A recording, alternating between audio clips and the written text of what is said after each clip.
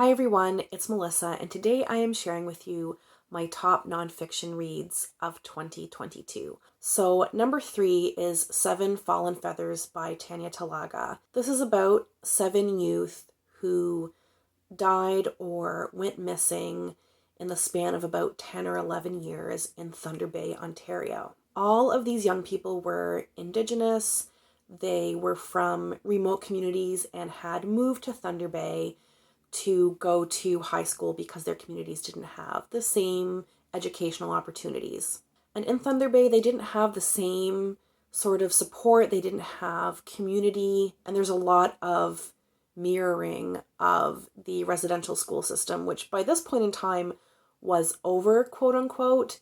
But the way the system is set up, it is almost the same thing still happening. What I liked about this book is that you really get the whole picture, even though the author has to come in to give the details of these young people's lives.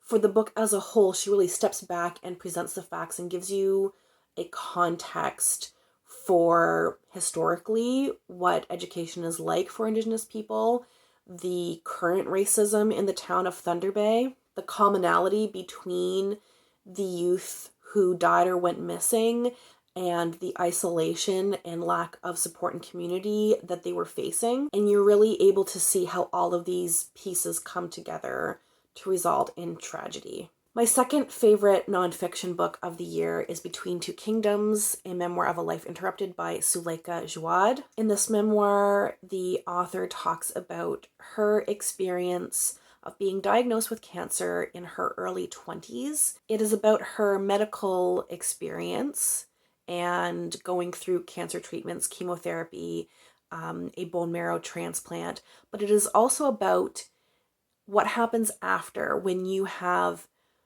been cleared of cancer and you are in recovery. What does that look like? And how that's a much more difficult process than people would assume it is. What I liked about this is I thought the writing was really beautiful, and I thought that it was interesting to hear someone talk about having to face their own mortality at such a young age. And I love how she incorporated the aftermath of having cancer and the difficulty of reintegrating into life. I also appreciated that it was very honest. She didn't shy away from anything.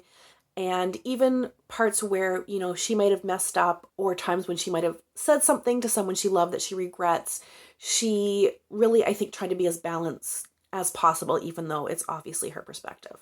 And my first favorite nonfiction that I read in 2022 is Born a Crime, Stories from a South African Childhood by Trevor Noah. As the title suggests, these are stories from Trevor Noah's childhood growing up in South Africa. He was born during apartheid, and apartheid ended when he was young, I think around 5 or 6. And it goes through his childhood up until his early adulthood. And his existence was evidence of a crime because his mother is Black and his father is white. And at the time of his birth, that was illegal. So the circumstances around his birth and his life are just very unique and interesting and kind of scary. What I loved most about this book is how it wove in personal things as well as kind of like broader like social history and commentary. So you get kind of like an educational read where I learned a lot about South Africa as a whole, but specifically about South Africa during this time and previously. And I learned a lot about apartheid and how that was a calculated system. But then you also get these anecdotes and you get to know Trevor Noah more as a person and what has shaped his life, and it ended up being a lovely tribute to his mother as well. So it kind of had that educational piece and that personal piece that I think really worked together. So those were the best nonfiction books that I read in 2022. I would love to know your favorite nonfiction reads of the year. You can comment below. I would love to have a chat with you. As always, thank you so much for watching, and we'll chat soon. Take care. Bye.